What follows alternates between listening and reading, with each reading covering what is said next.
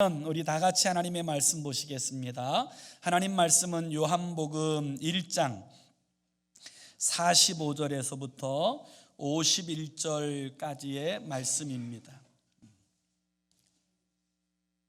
요한복음 1장 45절에서부터 51절까지 우리 다 찾으셔서 함께 읽습니다. 시작. 빌립이 나다나엘을 찾아 이르되 모세가 율법에 기록하였고 여러 선지자가 기록한 그 일을 우리가 만났으니 요셉의 아들 나사렛 예수니라. 나다나엘이 이르되 나사렛에서 무슨 선한 것이 날 수 있느냐. 빌립이 이르되 와서 보라 하니라. 예수께서 나다나엘이 자기에게 오는 것을 보시고 그를 가르쳐 이르시되 보라, 이는 참으로 이스라엘 사람이라. 그 속에 간사한 것이 없도다. 나다나엘이 이르되 어떻게 나를 아시나이까? 예수께서 대답하여 이르시되 빌립이 너를 부르기 전에 내가 무화과 나무 아래에 있을 때에 보았노라. 나다나엘이 대답하되 랍비여, 당신은 하나님의 아들이시요 당신은 이스라엘의 임금이로소이다. 예수께서 대답하여 이르시되 내가 너를 무화과 나무 아래서 보았다 하므로 믿느냐? 이보다 더 큰 일을 보리라. 또 이르시되 진실로 진실로 너희에게 이르노니 하늘이 열리고 하나님의 사자들이 인자 위에 오르락내리락 하는 것을 보리라 하시니라. 아멘. 오늘은 제자행전 8번째 시간으로요, 순전한 하나님의 사람 나다나엘에 대해서 함께 주의 말씀을 묵상하려고 합니다. 나다나엘이라고 하는 이름이 어떤 분들에게는 좀 생소할 수 있습니다. 왜냐하면 이 나다나엘의 행적과 사역들이 그리 많지 않기 때문이지요. 또 그 이유 중에 하나는 나다나엘에겐 또 다른 하나의 이름이 있기 때문입니다. 그래서 공감복음, 이 공감복음이라고 불려지는 마태, 마가, 누가복음에는 이 나다나엘의 이름을 바돌로메라고 표현하고 있습니다. 나다나엘은 본명이고요, 이 바돌로메라고 하는 그 이름은 그 당시 유대인 사회에서 자주 사용하였던 그런 이름의 방식입니다. 성경에 우리가 성경을 읽다가 사람의 이름이 나오는데 그 이름 앞에 제일 먼저 바라고 하는 부분이 나오면 이것은 누구의 아들을 가리키는 것이다, 이렇게 이해하시면 좋을 것 같아요. 예를 들면 맹인 바디메오 이야기할 때 이 바는 아들이라는 뜻이고 디메오, 이것은 아버지의 이름을 말하는 것이니까요, 이 바디메오는 디메오의 아들이라는 뜻입니다. 그러니까 오늘 우리가 읽은 이 나다나엘도 마찬가지예요. 바돌로메 이렇게 부르는 이유는 돌로메의 아들, 이런 이제 이름을 또 하나 갖게 되어진 것이다, 이렇게 이해할 수 있지요. 또 예수님께서 베드로를 부르실 때에도 종종 이렇게 부르실 때가 있어요. 요한의 아들 시몬아 이렇게 부르실 때 바요나 시몬아 이렇게 부르실 때가 있는데 이것도 동일한 의미를 가지고 있다, 이렇게 이해하시면 좋을 것 같아요. 자, 오늘 우리가 함께 배우는 예수님의 제자 가운데 나다나엘은 빌립의 친구입니다. 예수님의 제자인 이 빌립이 예수님의 부름을 받고 예수님의 제자가 되자마자 제일 먼저 한 일은 자신이 그동안 함께 하였던 자신의 단짝인 나다나엘을 찾아가서 예수님을 소개하는 거예요. 정말 좋은 일이 있으면 가장 가까운 사람에게 제일 먼저 소개하지 않습니까? 그래서 이 빌립이 예수가 그리스도인 줄 알고 이 나다나엘을 찾아가요. 그리고 나서 이 예수님을 소개합니다. 그러니까 다시 말하면 이 나다나엘은 빌립이 전도하게 되어진 것이지요. 자, 근데 오늘 45절에 보면 뭐라고 전도하나 보세요. 우리 45절 우리 한번 같이 읽어봅시다. 시작.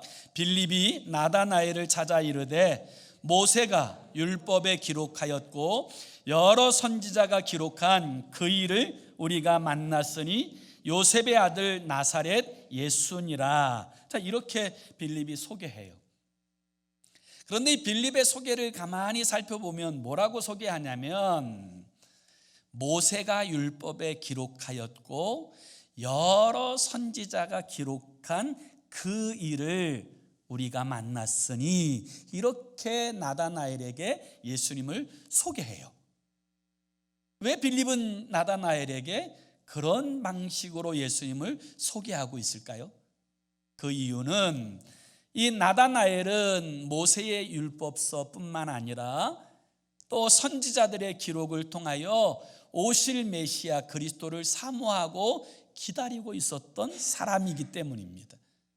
그 일에 대해서 누구보다도 잘 알고 있는 이 빌립이 예수가 그리스도 메시아인 것을 알고는 나다나엘에게 달려가서 모세가 기록하였고 여러 선지자가 말한 그 메시아를 우리가 만났다, 이렇게 소개하게 된 거예요. 그리고 나서는 그 메시아가 나사렛 예수니라, 이렇게 소개를 해요. 그런데 이 나다나엘이 요셉의 아들 나사렛 예수라는 그 소개를 받고는 발끈합니다. 그리고는 뭐라고 이야기하냐면 46절을 한번 보세요. 나다나엘이 이르되 나사렛에서 무슨 선한 것이 날 수 있느냐? 빌립이 이르되 와서 보라 하니라. 그 나다나엘은 이 나사렛이라고 하는 이 지역과 동네를 잘 아는 사람이에요. 왜냐하면 이 나다나엘은 나사렛에서 멀지 않은 가나라고 하는 이 지역에 살았던 사람이기 때문에 그래요. 가나, 무엇이 먼저 떠오르세요? 가나 초콜릿이 떠오르면 안 될 텐데요. 네. 후에 예수님께서 첫 번째 기적을 나타내셨던 물이 포도주가 되게 하셨던 그곳이 바로 가나지요. 그런데 이 가나라고 하는 이 지역도 작은 지역이에요. 그런데 나사렛이라고 하는 이 지역은 가나 사람들이 볼 때에도 워낙 낙후되어져 있을 뿐만 아니라 이 나사렛이라고 하는 이 지역은 그 주변의 이방인들과 혼합되어진 문화들을 받아들인 그런 지역이다 보니까 이 유대인들의 입장에서 볼 때 이 나사렛 사람들은 반쪽 유대인이라고 부를 만큼 이 소위 요즘 표현으로 하면 후진 동네였어요. 그런 후진 동네 나사렛, 더군다나 이 나다나엘은 적어도 하나님의 말씀을 깊이 묵상하면서 오실 메시아에 대한 열망을 가지고 있는 사람이었기 때문에 메시아가 어디서 탄생하는가에 대해서 누구보다도 잘 아는 사람이었을 것입니다. 그런데 구약 성경에는 나사렛이라고 하는 그 지명이 한 번도 등장하지 않아요. 그리고 선지자들은 메시아이신 그리스도가 유대 베들레헴에서 탄생하신다고 분명하게 말씀하고 있습니다. 그와 같은 정황을 보아서 이 나다나엘은 빌립이 우리가 메시아 그리스도를 만났는데 그가 나사렛 사람 요셉의 아들 예수라, 이렇게 했을 때 발끈하였던 거예요. 그리고는 나사렛에서 무슨 선한 것이 날 수 있느냐, 그렇게 이야기하였던 거지요. 그러자 이 빌립이요 참 지혜로워요. 이 빌립은 이 나다나엘과 논쟁하지 않고 이렇게 이야기합니다. 그렇다면 와서 봐라. 네가 한번 직접 만나고 경험해 보면 알 것 아니냐, 그렇게 이 나다나엘을 초청합니다. 메시아에 대한 그 기대와 사모함으로 기도하였던 이 나다나엘은 이 빌립의 초청에 응하여서 예수님을 만나러 나아갑니다. 그런데 놀라운 것은 예수님께서 나다나엘이 당신에게 오는 모습을 보고는 나다나엘에 대해서 이렇게 말씀하세요. 굉장한 칭찬의 말씀을 하세요. 47절, 우리 47절도 같이 읽어봅니다. 시작. 예수께서 나다나엘이 자기에게 오는 것을 보시고 그를 가리켜 이르시되, 보라, 이는 참으로 이스라엘 사람이라, 그 속에 간사한 것이 없도다. 이렇게 칭찬하세요. 나다나엘에 대해서 두 가지를 칭찬하는데, 첫 번째는 그는 진짜 이스라엘 사람이다, 참으로 이스라엘 사람이다, 이렇게 말씀하시고, 두 번째는 그의 속에 간사한 것이 없다, 다른 표현으로 하면 그는 순전하다, 이렇게 말씀하시는 거예요. 아마 예수님의 12제자 가운데 이런 칭찬을 받은 사람은 나다나엘이 유일할 거예요. 나다나엘의 입장에서 이 자신이 이제 나름대로 이 나사렛에 대한 이 편견을 가지고 이 주님 앞에 나왔는데, 주님께서 느닷없이 이는 참으로 이스라엘 사람이다, 그 속에 간사함이 없다, 이렇게 칭찬하는 말씀을 하셨을 때 그는 아마 어안이 벙벙했을 거예요. 이 시골 출신인, 이 가나 출신인 이 나다나엘에 대해서 인정해 주는 사람도 여지껏 없었겠지만, 이 자신의 그 본질과 중심을 마치 살펴보는 것처럼 그렇게 말씀하시는 이 주님의 이 말씀 앞에 이 나다나엘이 이렇게 묻습니다. 나를 어떻게 아십니까? 나를 어떻게 아십니까? 당연히 그렇게 묻지 않겠어요?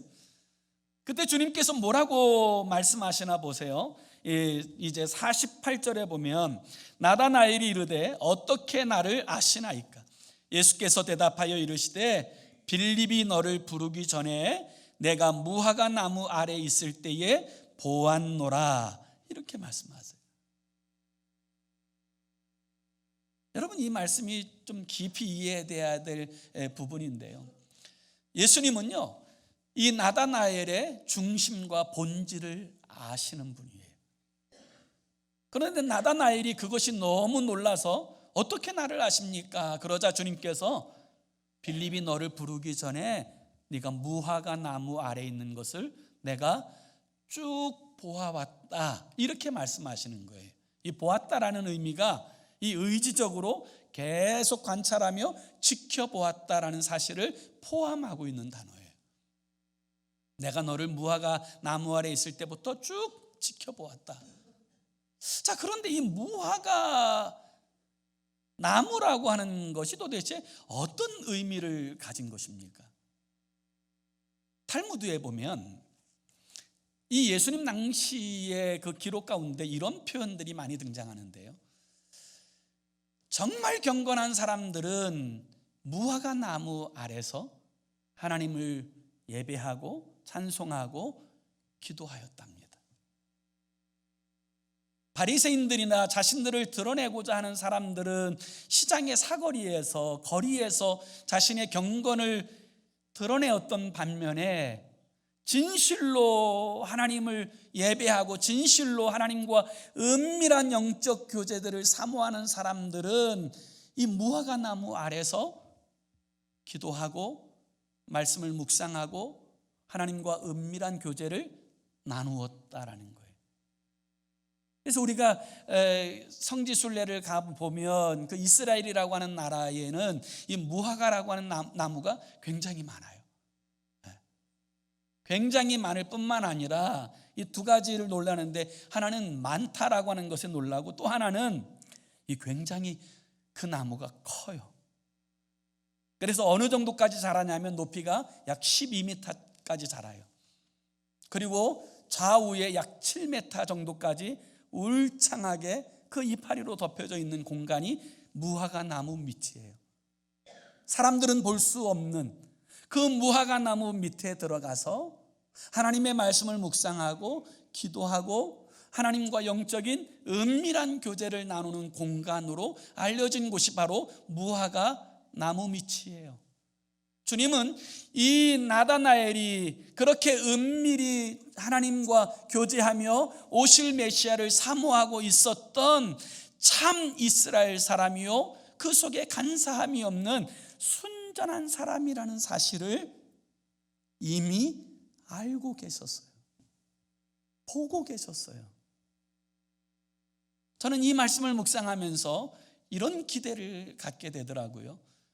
우리 필그림교회 모든 성도들에게도 무화과 나무 아래가 있었으면 좋겠다. 이렇게 모여서 공적으로 예배하고 기도하는 시간 말고 나 혼자 은밀하게 하나님과 갖는 시간, 혼자 은밀하게 기도하고 하나님의 말씀을 묵상하고 하나님과 더 영적으로 깊이 나아가는 그런 무화과 나무 아래가 여러분의 삶의 자리에 있었으면 좋겠어요. 기도의 자리가 있었으면 좋겠어요. 때로는 그곳에서 차도 마시면서 하나님의 말씀도 묵상하면서 또 때로는 내 모든 연약함을 주님 앞에 다 드러내놓고 기도하고 울고, 그리고 하나님과 내밀한 관계를 회복하는 그런 무화과 나무 아래의 삶이 저와 여러분의 삶에 있게 되어지기를 원합니다. 오늘 이 시대는 어떤 의미에서는 이 자신을 드러내고 자랑하는 시대예요. 그래서 인스타그램이나 페이스북 같은 이런 소통하는 이 통로들을 보면 사람들이 뭐 하냐면 자기를 자랑하는데 이 여념이 없어요. 이 자신의 일들이 크든 작든 뭐 화려하든 아니면 소소하든 그것과 상관없이 그 자신의 일들을 내놓고, 그리고 사람들로부터 관심을 받고, 그리고 그 일들을 통해서라도 사람과 연결하고 소통하려고 하는 이 열심이 있는 시대가 어쩌면 오늘 이 시대의 모습인지 모르겠어요. 그것이 나쁜 것은 아니지만 더 중요한 것은 하나님과의 소통이에요.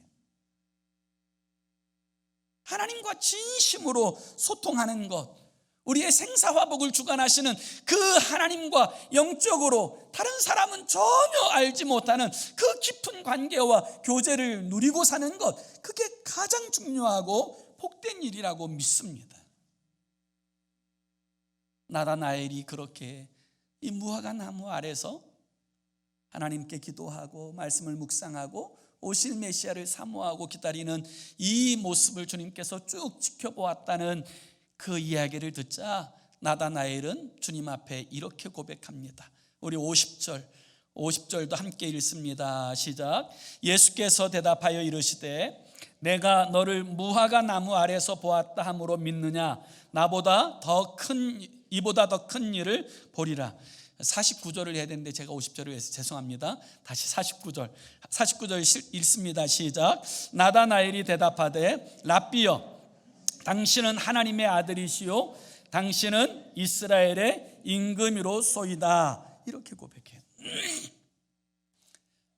그러니까 지금 이 나다나엘의 입장에서는 뭐예요? 자신의 모든 것, 심지어는 그 은밀한 것까지 다 살피시는 그 주님 앞에 그가 이렇게 고백합니다. 당신은 하나님의 아들이시요 당신은 이스라엘의 임금이십니다. 이 고백이 무슨 고백이에요? 당신이 바로 그 그리스도요 메시아라고 하는 고백이에요. 여러분, 이 고백이 얼마나 중요합니까? 우리 신앙생활에 있어서 이 고백은 너무너무 중요한 고백이에요. 로마서 10장에 보면, 로마서 10장 9절 10절에 보면 이 고백의 중요성을 이렇게 표현하고 있어요. 내가 만일 내 입으로 예수를 주로 시인하며 또 하나님께서 그를 죽은 자 가운데서 살리신 것을 내 마음에 믿으면 구원을 받으리라. 그리고 그 다음 절에 보면 사람이 마음으로 믿어 의에 이르고 입으로 시인하여 구원에 이르느니라. 이렇게 말씀하세요. 예수 그리스도가 하나님의 아들이요 이스라엘의 임금입니다. 당신이 오실 그 메시아, 그 그리스도가 맞습니다. 이 고백이 얼마나 중요한 고백인지 몰라요. 이 고백에 의해서 우리의 삶과 우리의 영적인 운명이 가늠되어진다, 그렇게 이야기할 수 있다라는 거예요. 주님께서는 이 나다나엘의 고백을 들으시고 이제 우리가 조금 전에 50절에 읽었던 것처럼 이렇게 말씀하세요. 내가 너를 무화과 나무 아래에 있었다고, 그것을 보았다고 그렇게 믿느냐? 그리고 나서 제일 중요한 말씀을 하세요. 그게 51절이에요. 우리 51절도 함께 읽습니다. 시작. 또 이르시되 진실로 진실로 너희에게 이르노니 하늘이 열리고 하나님의 사자들이 인자 위에 오르락내리락 하는 것을 보리라 하시니라. 아멘. 여러분, 우리는 이 주님의 이 말씀을 통하여 무화과 나무 아래에 있었던 빌립이 바로 이 야곱에 관한 말씀을 묵상하고 있었던 때라는 사실을 생각해낼 수가 있어요. 그리고 주님은 이 야곱에 관한 이야기를 통하여 이 나다나엘에게 분명한 하나님의 뜻을 가르치시려고 하는 의도가 담겨져 있어요. 이삭의 아들인 야곱은 쌍둥이 동생으로 태어납니다. 그런데 하나님께서는 리브가의 뱃속에 있을 때부터 이미 야곱에 대하여 이렇게 축복하세요. 큰 자가 작은 자를 섬길 것이다. 여러분, 그 약속은 어떤 약속이냐면 아브라함과 이삭의 뒤를 잇는 사람이 바로 야곱이라는 사실을 말씀하시는 것이고요. 그리고 이 사실은 바로 아브라함의 하나님, 이삭의 하나님이 야곱의 하나님이 되어주신다는 것을 약속하시는 엄청난 놀라운 축복의 약속이에요. 그런데 이 약속을 받은 이 야곱이 그 믿음을 가지고 인내하며 기다렸으면 되는데 이 야곱이 기다릴 수가 없어요. 그래서 아버지와 형을 속이고 장자권을 취득하기 위하여 간사하게 행하여서 그 축복을 가로챕니다. 성경은 이 야곱이 하나님의 약속을 신뢰하지 못하여 인간적인 방법을 통하여 그 장자권을 취득한 일에 대하여 간사하다라고 말씀하세요. 간사하다. 이 간사한 야곱이 형 에서가 자신을 죽이려고 한다는 이야기를 듣고는 외삼촌 라반의 집으로 도망합니다. 그리고 그곳에서 20년을 지낸 후에 다시 아버지가 있는 고향 땅으로 돌아오는데 형 에서가 그 야곱을 죽이려고 400명의 군사를 이끌고 야곱에게로 달려온다는 이야기를 듣습니다. 그 이야기를 듣자 야곱은 자신이 할 수 있는 모든 수단들을 다 동원해 보아도 살아날 수 없다라는 결론을 갖게 되어져요. 그래서 야곱은 그 모든 양떼와 소떼들, 그리고 그 외삼촌 라반의 집에서 얻었던 모든 식솔들을 다 야복강가로 건너가게 한 후에 홀로 야복강가에 남아 밤새도록 하나님과 씨름합니다. 밤새도록 하나님과 영적인 씨름, 몸부림을 쳐요. 한도뼈가 위골되고 히프의 조인트가 위골되어서 절뚝거리면서도 인간적인 수단과 방법은 전혀 사용될 수 없다는 사실을 알고는 당신이 내게 축복하지 아니하면 죽을지언정 가게 하지 아니하겠나이다. 인간적인 모든 수단을 다 내려놓고 하나님만이 유일한 자신의 소망이 되어진 사실을 붙들고 메어 달리게 될 때 하나님의 사자가 야곱에게 물어요. 내 이름이 무엇이냐? 그러자 야곱이 말합니다. 저는 간사한 사람 야곱입니다. 그때 하나님의 사자가 이렇게 말씀하세요. 내 이름을 이제부터는 야곱이라 하지 말고 이스라엘이라 할 것입니다. 사람의 수단과 능력과 머리를 가지고 살아가는 인생을 마치고 하나님만이 내 인생의 진정한 주 되심과 유일한 소망이라는 사실을 붙들고 나서야 그의 이름이 이스라엘이 됩니다.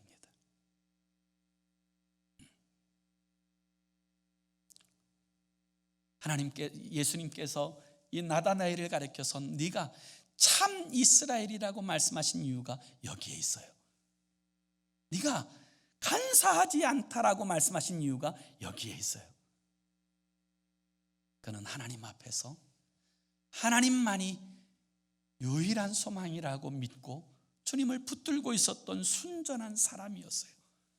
내 힘과 능력이 아니라 오직 주님만 붙들었던 사람이 바로 나다나엘이었어요. 그런 나다나엘에게 주님께서 이렇게 말씀하세요. 무화과 나무 아래 있음을 보았다고 해서 놀라느냐? 내가 이보다 더 큰 일도 보리라. 이렇게 말씀하세요. 그리고 더 큰 일이 뭐라고 말씀하세요? 다시 한번 51절. 51절도 다시 한번 읽습니다. 시작. 또 이르시되 진실로 진실로 너희에게 이르노니 하늘이 열리고 하나님의 사자들이 인자 위에 오르락내리락 하는 것을 보리라 하시니라. 여러분, 이보다 더 큰 일이 뭐예요? 하늘이 열리고 사닥다리가 하늘까지 연결되어져 있는데 그 사닥다리에 하나님의 사자들이 오르락내리락 하는 것을 보리라. 이게 진짜 큰 일이다. 이렇게 말씀하세요. 여러분, 이 이야기는 어디서 우리가 봤어요? 야곱이 형 에서의 낯을 피하기 위하여 외삼촌 라반의 집으로 가는 중에 광야에서 돌베개를 베고 눕습니다. 그 누웠던 그 자리에서 그가 너무너무 신비한 꿈을 꾸게 돼요. 그 신비한 꿈이 뭐냐면 창세기서 28장 12절이에요. 28장 12절, 이 부분도 우리가 자막에 있으니까 함께 읽습니다. 시작. 꿈에 본즉 사닥다리가 땅 위에 서 있는데 그 꼭대기가 하늘에 닿았고 또 본즉 하나님의 사자들이 그 위에 오르락 내리락 하고. 지금 예수님께서 말씀하신 내용과 창세기 28장에서 야곱이 그 광야에서 본 이 사실이 거의 비슷하게 말씀되고 있는 것을 알 수가 있죠. 야곱이 외삼촌 라반의 집으로 도망하던 자리에서 놀랍게 만난 하나님, 그 꿈속에서 그 사닥다리가 하늘까지 연결되어져 있는데 그 위에 하나님의 사자들이 오르락내리락 합니다. 그리고 그 위에 하나님이 계세요. 그리고는 그 하나님께서 야곱에게 이렇게 말씀하세요. 내가 너를 축복하여 다시금 이 땅으로 돌아오게 할 것이다. 이 자기같이 간사한 그런 존재인 이 자신을 기억하시고 그리고 오히려 복을 주시는 그 하나님 앞에서 이 야곱이 자신이 배웠던 돌에 기름을 붓고는 하나님 앞에 서원합니다. 하나님, 내가 하나님께서 나와 함께 하신다면 이렇게 살겠습니다. 서원하고서는 그곳의 이름을 베델이라고 고백해요. 이곳이 바로 하나님의 집이로다. 아마 나다나엘은 이 부분을 묵상하고 있었을 거예요. 빌립이 그 부르기 전에 이 부분을 묵상하고 있었음이 틀림없어요. 그때 주님께서 이 나다나엘에게 이렇게 말씀하세요. 네가 이보다 더 큰 일을 보리라. 그리고 나서 이 말씀을 다시금 들려주세요. 땅에서 하늘 사닥다리가 하늘 끝까지 닿아 있는데 인자 위에 여호와의 사자가 오르락 내리락 하는 것을 보리라. 여기서 달라진 것 하나가 무엇이냐면 사닥다리가 누구라는 거예요? 인자라는 거예요. 인자가 무엇을 가리키는 것입니까? 바로 그리스도 메시아 당신을 표현할 때 사용하는 단어예요. 바로 예수 그리스도가 죄인된 우리와 하나님과 연결하는 유일한 사닥다리라는 사실을 분명하게 말씀하시는 거예요. 예수 그리스도만이 하나님과 이 땅을 연결하는 유일한 중보자요, 우리로 하여금 하나님께로 나아가게 하는 유일한 길이요, 진리요, 생명인 줄로 믿습니다. 이 사실을 지금 나다나엘에게 주님께서 말씀하세요. 이보다 더 큰 일을 보게 될 것이다. 중보자로서 나로 말미암아 이 땅의 많은 사람들이 하나님과 화목하게 되어지고 거듭나게 되어지고 하나님께로 돌아가는 이 놀라운 역사를 보게 되어질 것이다. 주님은 이 나다나엘에게 그렇게 말씀하셨어요. 사랑하는 필그림 성도 여러분, 예수 그리스도만이 하나님께로 연결하는 유일한 중보자인 줄로 믿습니다. 예수 그리스도만이 우리로 하여금 영원한 하나님의 나라로 나아가게 하는 유일한 길이요, 진리요, 생명인 줄로 믿습니다. 이 놀라운 비밀을 어느 누구도 아닌 주님께서 이 신앙 고백을 받으시고 나다나엘에게 당신이 중보자로 이 땅에 오셨음을 분명하게 말씀하고 있어요. 왜요? 나다나엘은 순전한 사람이었기 때문에 그래요. 충분히 받아들일 수 있는 그런 순전한 사람이었기 때문에 그래요. 저는 오늘 이 시대가 필요로 하는 사람이 바로 이 순전한 사람이라고 믿습니다. 대단한 능력은 없어도 그 마음의 간사함 없이 순전하게 주님을 믿는 사람, 노아처럼 하나님의 말씀을 순전하게 신뢰함으로 방주를 예비하였던 그런 믿음의 사람, 욥처럼 수많은 유혹과 환난이 왔지만 순전하게 끝까지 그 순전성을 지켰던 그런 사람이 오늘 이 시대에 가장 필요한 사람이라고 저는 믿습니다. 그리고 그들에 의해서 세상은 치유되고 회복되어질 수 있어요.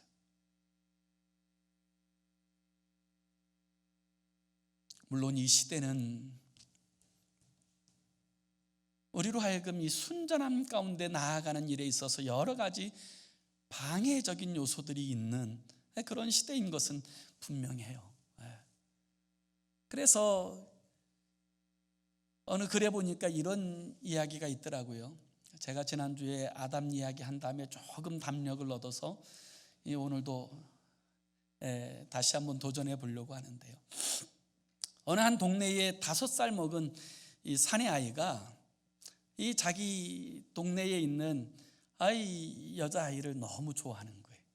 그래서 이 남자아이가 하루는 느닷없이 가서는 그 여자아이의 손을 그냥 덥석 잡았답니다. 그러니까 그 여자아이가 왜 이래? 그러면서 이제 뿌리쳤어요. 이 뿌리치고 나자 이 남자아이가 이 여자아이한테 이렇게 이야기했다는 거예요. 왜 그래? 한두 살 먹은 어린아이처럼. 어른이나 어린아이나 점점 영악해지는 시대, 이 순수성이 점점 사라지는 시대가 오늘 이 시대의 특징은 아닌가, 그런 생각이 들더라고요. 그러면서 제가 가만히 생각해 보니까요, 옛날이 더 좋았던 것 같아요. 옛날이 오히려 사람 사는 냄새도 나고, 옛날이 오히려 좀 불편함은 있어도 그래도 훨씬 더 살기 좋았던 것 같아요. 신앙생활도 마찬가지인 것 같아요. 옛날에는 그 신앙이 순수했어요. 뭐 이것저것 따지고 재고 그러는 것 없이 진짜 순수한 신앙을 가지고 살아가는 사람들이 많이 있었어요. 그런데 오늘 이 시대는 경건의 모양은 있는데 경건의 능력을 잃어버린 것처럼 이 신앙의 껍질만 붙들고 살아가는 사람들이 점점 많아지는 시대가 아닌가, 이런 막 안타까운 마음이 막 들더라고요. 예수님께서는 에베소 교회를 향해서 이렇게 말씀하세요. 다 좋은데 너의 그 첫사랑을 회복해야 된다. 그 순수함을 회복하지 않으면 네가 가지고 있는 그 모든 것 아무것도 아니다. 촛대를 옮길 것이다. 그렇게 말씀하셨어요. 저는 오늘 이 시대에 우리가 회복해야 될 것, 그게 그 순수성이라고 믿습니다. 주님이 이 나다나엘을 제자로 부르신 것, 그리고 이 나다나엘을 그렇게 칭찬하신 것, 그리고 이 나다나엘에게 주님의 이 비밀을 가장 먼저 알게 하신 이 모든 것에는 이 나다나엘의 이 순전함, 그 마음에 거짓이 없고 간사함이 없고 이 순전함이 있어서 주님께서 이 나다나엘에게 그 은혜를 베풀어 주셨다고 믿습니다. 그렇다면 오늘 우리에게도 그 순수함이 회복되어져야 되지 않겠습니까? 세대는 점점 타락하고, 이 세대가 우리에게 요구하는 것은 수단과 방법을 가리지 말고 성공하라고 하는 성공지향주의, 이 세대가 우리에게 요구하는 것은 마음에 무엇이 담겼든지 그 보여지는 외모가 더 중요하다고 하는 외모지상주의, 그 오늘 이 시대가 우리에게 요구하는 것은 돈만 있으면 다 된다고 하는 물질 지향주의를 추구하고 있지만, 적어도 그리스도 예수의 사람들은 주님을 향한 그 순전함, 그 주님에 대한 이 첫사랑이 회복되어서 그 순수한 신앙으로 나아갈 때 주님께서 기뻐하시고 그 인생을 끝까지 붙드시고 영화롭게 하여 주시는 줄로 믿습니다. 나다나엘에 관한 이 기록에 있어서 역사학자 유세비우스와 교부였던 제롬의 그 기록에 의하면 그는 훗날 소아시아와 페르시아와 그리고 아르메니아까지 복음을 전하다가 그곳에 순교하게 되었는데, 그의 순교의 열매로 수많은 사람들이 주님께로 돌아왔다고 하는 그런 기록을 나타내고 있어요. 순수한 나다나엘, 진짜 순전했던 노아가 그 온 가정을 구원해내고, 정말 순전했던 욥에게 하나님께서 모년에 갑절의 복을 주시고, 포로로 끌려가는 그 삶의 자리에서도 순전했던 이 다니엘을 들어서 영광스럽게 사용하신 하나님을 기억하면서 저와 여러분에게도 이 신앙의 순수성과 순전함이 회복되어지는 그런 은혜가 있기를 예수의 이름으로 축원합니다. 기도합시다. 우리 함께 같이 기도했으면 좋겠어요. 이렇게 기도했으면 좋겠어요. 주님, 잃어버렸던 순수함과 주님에 대한 첫사랑을 회복하게 하시고 순전한 믿음으로 살아가는 우리의 삶이 되게 해달라고. 세상 바라보고 사람들 바라보고 이 눈치 보고 저 눈치 보고 살아가는 인생이 아니라 오직 주님 바라보면서 아버지 그 순전한 신앙, 그 첫사랑, 그 중심과 마음을 잃지 않고 살아가는 우리의 삶이 되게 해달라고 우리 함께 합심으로 기도하겠습니다. 살아계신 하나님 아버지, 우리가 이 세상을 살아가는 동안에 우리도 모른 채 아버지 세상을 닮아가고 세상에 때가 묻혀져 있고, 아버지 나도 모른 채 이 신앙이 변질되어지고, 아버지 나도 알지 못한 채 점점 아버지 세상화되어져 가는 우리의 모습을 보게 됩니다. 예수님께서 부르신 나다나엘, 아버지 그가 주님의 제자가 될 수 있었던 것, 그가 아버지 영광스러운 하나님의 백성으로 그 귀한 사역을 감당할 수 있었던 것, 아버지 그것에는 그의 순전함이 있었습니다. 오늘 우리에게도 그 순전함이 회복되게 하여 주셔서 아버지 하나님 변질되지 않게 하시고 타락하지 않게 하여 주시고, 우리 주님의 순전함같이 우리도 순전해지게 하여 주시고, 더 주님을 닮아가며 더 주님의 아름다운 형상을 닮아가는 우리가 되도록 주여 붙들어 주시고, 아버지 우리의 신앙이 끝까지 이 순수성을 훼손하지 않은 채 이 순수성을 붙들고 살아가는 우리의 삶이 되게 하여 주시옵소서. 이제는 아버지 하나님, 이 첫사랑을 잃어버렸던 에베소 교회처럼 아버지의 어리석게 행하지 않게 하시고 다시 그 사랑을 회복하며 순전함 가운데 주님 따라가는 우리 필그림교회 모든 성도들에게 하시고 한 사람 한 사람이 되도록 주여 다스려 주시옵소서.